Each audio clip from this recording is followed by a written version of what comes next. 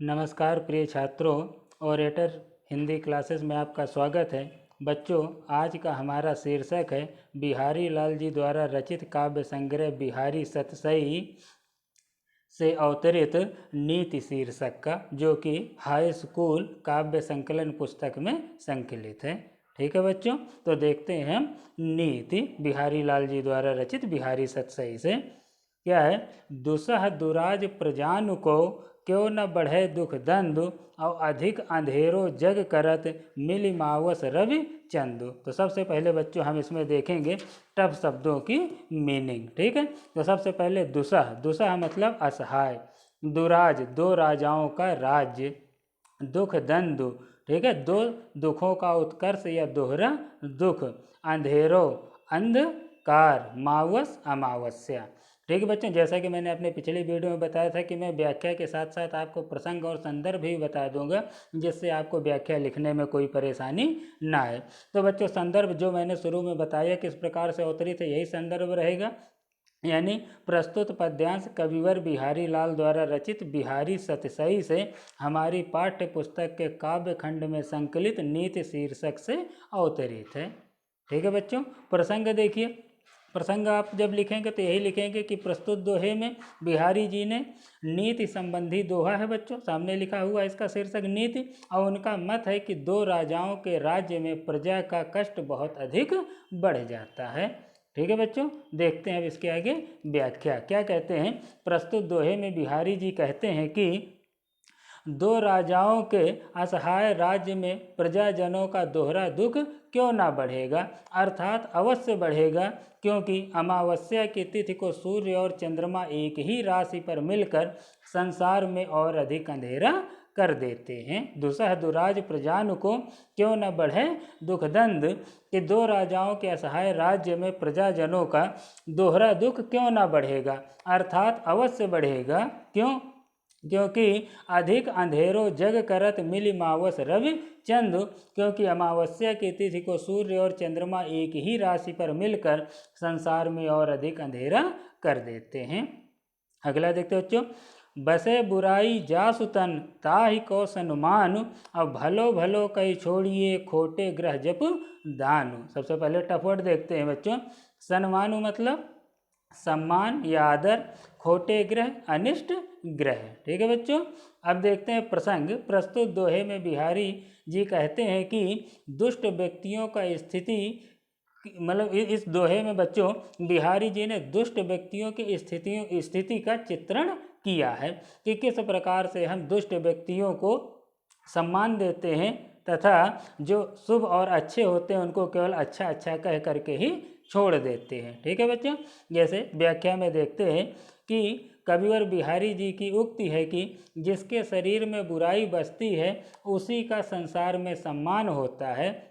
भला ग्रह तो भला कहकर छोड़ दिया जाता है, किंतु खोटे ग्रह के आने पर जप दान आदि किए जाते हैं। ठीक है बच्चों, फिर है नर की अरु नल नीर की गति एक करी हो जोई, अजेतो नीचो हवे चलो ते तो ऊंची होए। ठीक है बच्चों, टफ वर्ड जैसे पहले देख लेते हैं। नल नीर फुहारे के नल का पानी, गति चाल या दिशा, और जो देखिए। ठीक बच्चों, सबसे पहले देखते हैं प्रसंग कि प्रस्तुत दोहे में बिहारी जी ने विनम्रता के महत्व का उल्लेख किया है। ठीक है बच्चों, देखते हैं व्याख्या कि नर की अरु नल नीर की गति एक कर जोरी, नर यानी मनुष्य तथा नल के पानी की स्थिति एक जैसी ही समझनी चाहिए। मनुष्य तथा नल का पानी जितना ही नीचे होकर चलता है वह उतना ही ऊंचा चढ़ता जाता है।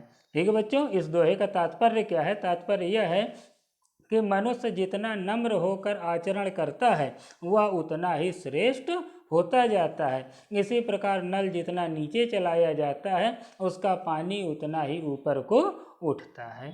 ठीक है बच्चों, देखते हैं आगे। बढ़त बढ़त संपत्ति सललु, और मन सरोज बढ़ जाए, और घटत घटत सो ना फिरे घटे, और बरु मूल कुम्हिलाए। देखो बच्चों, बढ़त बढ़त संपत्ति सलेलु, अब मन सरोज बढ़ जाए, और घटत घटत सो ना फिर घटे, और बरु समूल कुम्हिलाए। तो सबसे पहले हम देख लेते हैं अर्थ।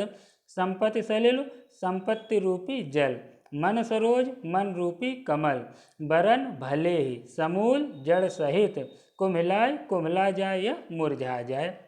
ठीक बच्चों, अब देखिए इसका प्रसंग कि प्रस्तुत दोहे में बिहारी जी ने बताया है कि धन का मान पर या मन पर क्या प्रभाव पड़ता है। जब हमारे पास धन ज़्यादा आ जाता है तो मन हमारा किस प्रकार से विचलित हो जाता है। ठीक है बच्चों, व्याख्या देखिए।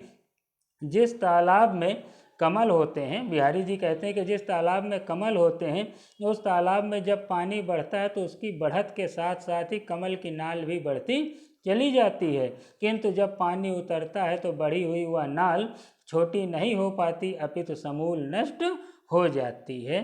ठीक है बच्चों, भावार्थ भी देख लेते हैं कि यही प्रकृति का नियम है। तो भावार्थ क्या है इसका कि ऐसे ही जब मनुष्य का संपत्ति रूपी जल बढ़ता है तब उसका मन रूपी कमल भी बढ़ जाता है, अर्थात संपत्ति बढ़ने पर मनुष्य की अभिलाषाएं भी बढ़ जाती हैं, किंतु जब संपत्ति रूपी जल घटने लगता है तब मनुष्य का मन रूपी कमल नीचे नहीं आता, अर्थात उसकी अभिलाषाएं नहीं घटते, भले ही वह समूल नष्ट हो जाए। ठीक बच्चों, फिर देखिए, जो चाहत चटक न घटे, अब मैलो होए न मित, और रज राजस न छुआई तो नेह चीकने चित्त। ठीक है बच्चों, अर्थ देखते हैं। चटक चमक दमक, मित मित्र, रज धूल, राजस रजोगुण, नेह प्रेम। ठीक है बच्चों, तो प्रस्तुत दोहे का प्रसंग देखते हैं कि प्रस्तुत दोहे में कविवर बिहारी जी कहते हैं कि एक अनुभवी व्यक्ति अपने मन को शुद्ध करने की शिक्षा देते हुए कह रहा है, बता रहा है कि किस प्रकार से मन को शुद्ध किया जा सकता है। क्या कह रहा है बच्चों कि बिहारी जी कहते हैं कि हे मित्र, यदि तुम चाहते हो कि तुम्हारे चित्त यानी मन की चटक अर्थात उज्ज्वलता कभी कम ना हो और वह मलिन ना हो, तो प्रेम रूपी तेल से चिकने उस चित्त को गर्व क्रोध आदि के रजोगुणी धूल का स्पर्श मत होने दो। तात्पर्य क्या है बच्चों इस दोहे का? तात्पर्य यह है कि जिस प्रकार तेल लगी हुई वस्तु को धूल मैला करके कांतिहीन बना देते हैं, उसी प्रकार चिकने एवं स्वच्छ चित्त को गर्व क्रोध आदि रजोगुणी वृत्तियां मलिन कर देती हैं। अतः चित्त की शुद्धि के लिए इस रजोगुणी रज से बचना सर्वथा अनिवार्य है। ठीक है बच्चों, अगला देखते हैं। बुरो बुराई जो तजे, तो चित खरो डरात, अज्यो निकलंक मयंक लखी, गने लोग उत्पात। ठीक बच्चों, शब्दार्थ देखते हैं। बुरो बुरा आदमी, तजे त्याग दे, तो तब भी, चित में, खरव अधिक, निकलंक निष्कलंक, मयंक चंद्रमा, लख देख कर गनय गिनते हैं, उत्पात अपसगुन। ठीक है बच्चों, देखते हैं सबसे पहले प्रसंग।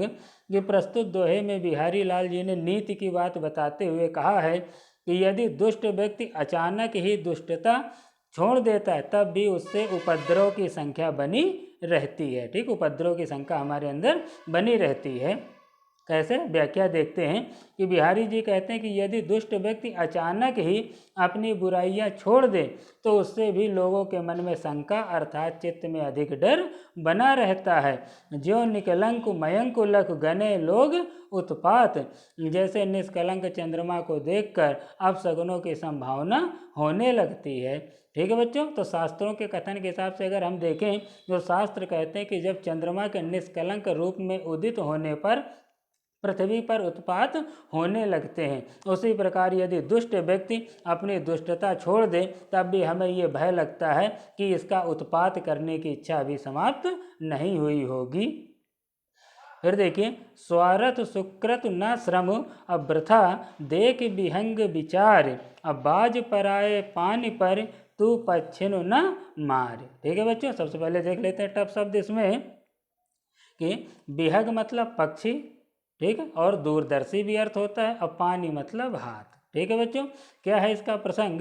प्रस्तुत दोहे में बिहारी जी कहते हैं कि लोगों को दूसरे लोगों के बहकावे में आकर अपने साथियों के साथ दुर्व्यवहार नहीं करना चाहिए। यह दुर्व्यवहार व्यक्ति को बाज की अनियोक्ति द्वारा समझाया गया है। ठीक है, क्या समझाया गया बच्चों कि हे बाज, कवि बिहारी लाल जी कहते हैं कि हे बाज इन पक्षियों, ठीक है, यानी राजा जयसिंह रूप से छोटे छोटे राजाओं को संबोधित करते हुए, तो बाज और छोटे राजाओं के बीच, तो बाज और पक्षियों के बीच की वार्तालाप बताई गई है कि हे बाज, इन पक्षियों को मारने से ना तो तेरा स्वार्थ सिद्ध होता है, ना ही यह सत्कर्म है, और ना ही ऐसा करने से तेरा श्रम सार्थक होता है।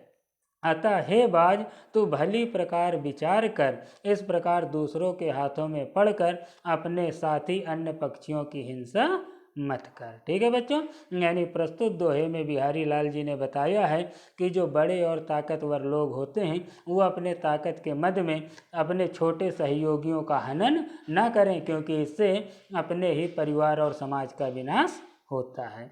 ठीक है बच्चों, इस वीडियो में इस तरह से मैंने नीति के सभी दोहों को अच्छे से व्याख्या आप लोगों को बता दी।